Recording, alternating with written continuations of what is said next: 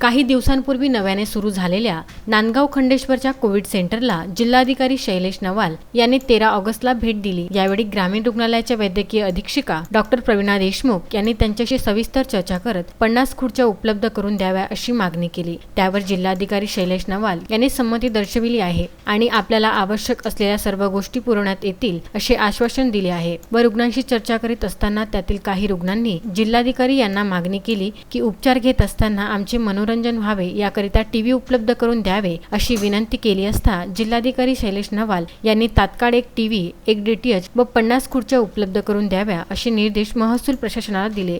सोबतच कोविड-19 केअर सेंटरला जिल्हाधिकारी शैलेश नवाल यांनी भेट देत परिस्थिती जाणून घेत सर्व सुविधांचा आढावा घेतला व कोरोनाबाधित रुग्णांची संख्या वाढल्यास आणखी बेड उपलब्ध करून देऊ असे आश्वासन सुद्धा यावेळी देण्यात आले। दरम्यान जिल्हाधिकारी रुग्णांशी चर्चा करीत असताना त्यातील एका रुग्ण महिलेने 2 ओळींच्या गीताचे सादरीकरण केले असता जिल्हाधिकारी यांनी त्या रुग्ण महिलेचे कौतुक करीत तुमचा आवाज लता मंगेशकर यांच्यासारखा असल्याचे गौरवोद्गार काढले।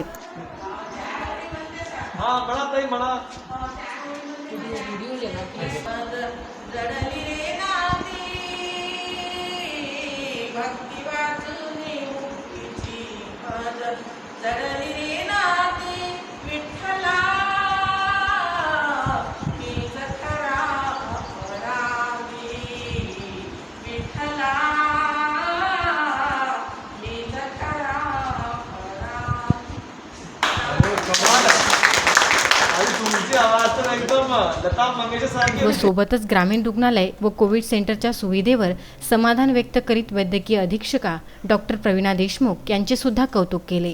यावेळी जिल्हाधिकारी शैलेश नवाल यांनी सर्व रुग्णांच्या प्रतिक्रिया जाणून घेतल्या। तसेच सुविधांचा आढावा घेत वैद्यकीय अधीक्षिका डॉक्टर प्रवीणा देशमुख यांच्यासोबत चर्चा करून पुढील नियोजन संबंधित प्रशासकीय अधिकाऱ्यांना सूचना केल्या।